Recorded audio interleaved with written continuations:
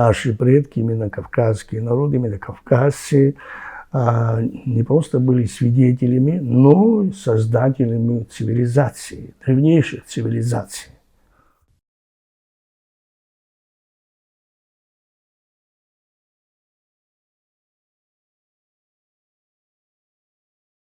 Что такое кавказская цивилизация? Это такое, ну, сейчас в последнее время этот термин, ну, последние десятилетия уже термин появился. Ее, кстати, одним из первых, кто был, это вот Абдул-Латипов, дагестанский ученый, политический деятель, Агларов, такой дагестанский ученый, которые ввели такой термин. На самом деле это кавказская цивилизация. Есть определенные такие, да, вот, категории, четко чем определяется там кавказская, то есть вообще цивилизация. Да? Ну, каждый по-своему. То есть здесь есть признаки, которые кто-то принимает, кто-то не принимает и так далее. Ну, мы сейчас не хотелось бы это полностью все это охватывать, но я бы хотел бы отметить одну очень такую важную деталь, которая как бы упускается из виду, когда даже иностранные ученые, да, и наши ученые, когда рассматривают, они выпускают это из виду, а это очень такой серьезный момент в менталитете. Вот, что такое, когда мы говорим,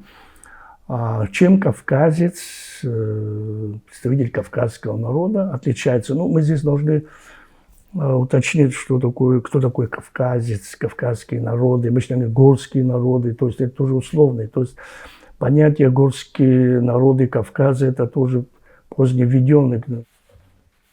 Нет таких горских народов. Народы Кавказа, те, которые где-то в горах находились, и они жили на равнине и в горах. То есть не бывает, что постоянно жили в горах. Такого не было в истории.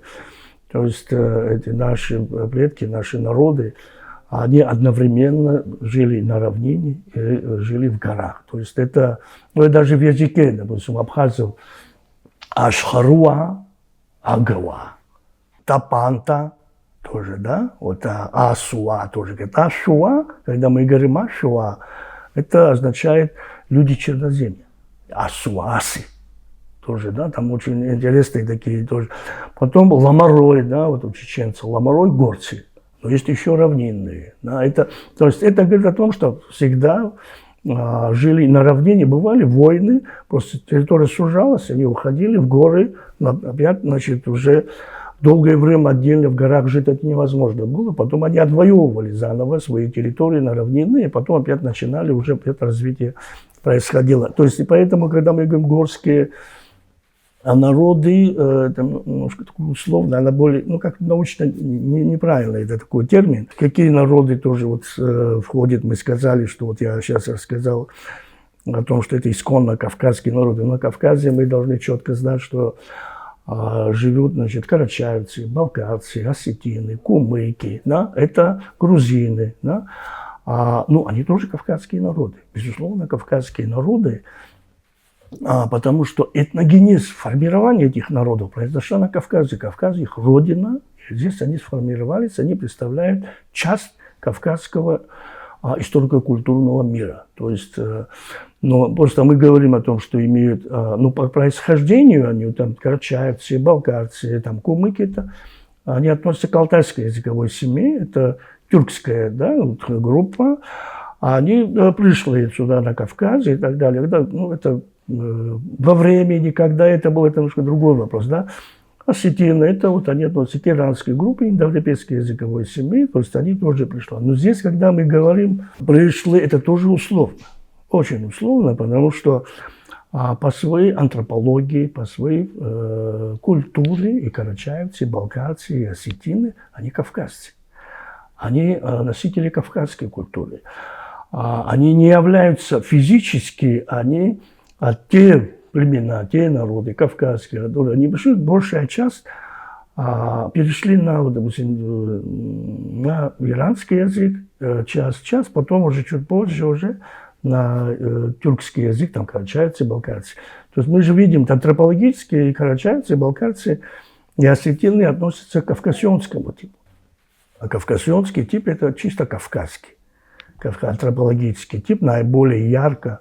Это тип выражен у чеченцев и ингушей, то есть на Центральном Кавказе и так далее.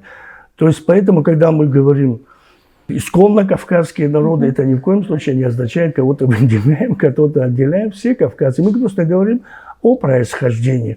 Правда, есть еще момент, очень карачаевцы, балкарцы, определенные, ну это уже как бы интеллигенция, скорее всего, элита, они идентифицируют себя больше с тюркскими народами, чем с кавказскими. Это тоже проблема. То есть они кавказцы, лучше было бы, на мой взгляд, если бы они идентифицировали себя. Это определенная часть. То же самое у осетин. Они больше как бы идентифицируют себя тоже с иранцами, чем с иранскими племенами, чем с Кавказом. То есть это, хотя вообще я думаю, что безусловно это все идентификация кавказскости у всех. Это в принципе они все кавказцы, мы все кавказцы. Но чем вот кавказцы отличаются от других? Вот мы знаем, допустим, да, первое слово свобода, независимость, да, это фундамент менталитета кавказцев. Вот это понятие. Что, то есть мы знаем, да, вот западноевропейские, то есть абсолютизация права индивидуума, абсолютизация права человека. Вот мы, то, что там, да, вот в Западной Европе, в европейскую ценность. Азиатская абсолютизация коллектива, абсолютизация государства. То есть это вот такие крайности, которые существуют и так далее. Именно с этих позиций, когда вот или исследователи, люди, там, политические деятели, а именно вот с этих стереотипов, которые вот существуют, рассматривают кавказские народы, что является неверным. Потому что Кавказ здесь, у кавказцев, если мы говорим, сочетание индивидуальных прав, свободы и независимости прав отдельного человека с коллективным правом. То есть это четкое сочетание. То есть общинно-родовое общинное, это тоже вопрос очень такой, когда мы говорим роды, общины, тоже вот как бы в историографии существует вот при создании государства родовые отношения исчезают, что абсолютно неверно. То есть не исчезают. У древних народов это не исчезло.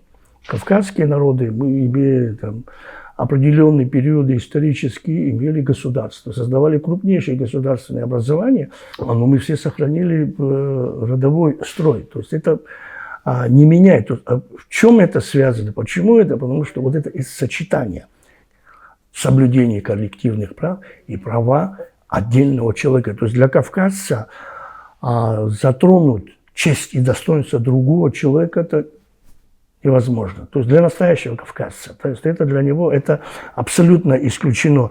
Откуда это исходит? Почему так происходит? Почему на Кавказе именно такое сочетание, которое до сих пор, кстати, вот со стороны политических деятелей, общественных и научных деятелей нет понимания этого. Но она имеет свое происхождение, свои истоки. То есть есть такое выработано, в науке уже выработано 3 направления развития человечества. Да? Кстати, автором его был известный советский, российский ученый, востоковед, это вот Игорь Дьяконов. Он 3 пути развития. То есть первый, ну там он связывает это с египетским один путь, другой путь с месопотамским, другой малоазиатский. То есть Малая Азия тогда в тот период, это когда это формирование шло, оно было, там проживали хатские и хультуратские, то есть это представители кавказской языковой семьи. Египетские – это там, где фараон, царь и бог. Там, значит, вся собственность на землю, вообще даже люди являлись собственностью фараона. Это его, никакой другой собственности там не существовало. Второй путь – это месопотамский, шумеро-аккадский. Да, там существовали, значит, обе формы, там частно-общинная собственность и государственная собственность. Но государственность полностью превалировала. Было где-то 70% государственного, а потом в конце уже полностью превалировала. Но она дала определенные более демократические, по сравнению с египетским путем, такие демократические импульсы давала. Совершенно другая ситуация была вот на Южном Кавказе, вообще на Кавказе, в Малой Азии. Здесь преобладала общинная частная собственность над государственностью. Вот мы это имеем в виду в хетском государстве, мы это имеем в Митанийском царстве, да, мы это имеем еще и в Бурятском царстве. То есть вот это государства, которые имели, то есть которые не имеют непосредственного отношения к кавказским народам, там частная собственность преобладала над государственной собственностью. Цари имели свою собственность, государство имело, но она 20-30%. В основном там общинники имели общинную землю и частную. Частная собственность. Это именно вот это дало толчок такому демократическому развитию. Кстати, вот это в хетском государстве, кстати, прообраз нынешних парламентов оттуда идет. Это совет старейшин, который обладал большими полномочиями. Он мог лишить короля трона. Он мог казнить. Были случаи, когда король что-то нарушал, совет старейшин, прообраз парламента собирался, и они казнили хетского царя. Такое тоже есть. То есть это говорит о том, что более демократических путей развития. Там, где человек, вот эта частная общинная собственность кавказских народов испокон веков до сегодняшнего дня она сохранилась. Вот, допустим, мы можем, вот возьмите, вот когда мы на Северный Кавказ или вот народы, я имею в виду вот Северный Кавказ, Абхазию, там, допустим, Армения, Азербайджан, Грузия, вот там немножко совершенно другая ситуация. Там это они, там менталитет другой, но не подходит там и так далее. Там мы говорим исконно кавказских народов, хотя и карачаевцы, Балкан тоже, они тоже как-то уже восприняли это тоже. То же самое у них происходит. У нас всегда крестьянин обладал частной собственностью. На Северном Кавказе тоже самое. Были дворяне, но крестьянин был равный дворянину. Крестьянин мог вызвать на дуэль князя. Почему? Потому что он был свободен. Он экономически был свободен. Он обладал частной собственностью на земле. Никто не мог у него отнять. То есть это формировало особые условия чести, особые условия достоинства, что на Кавказе проявляется. И сегодня проявляется. Не надо. Были же такие случаи в Абхазии в XIX веке, что российский царь за какие-то заслуги давал крестьянским фамилии дворянским. Они отказывались. Как это? Они оскорблялись. Каким образом? Как это? Кто ниже нас, кто нас может... Почему мы, значит, это наш статус, кто кому не нравится, какой князь там и так далее. То есть это самодостаточность. То есть, она проявляется и в народе, и каждой отдельной личности. И вот эта вот особенность,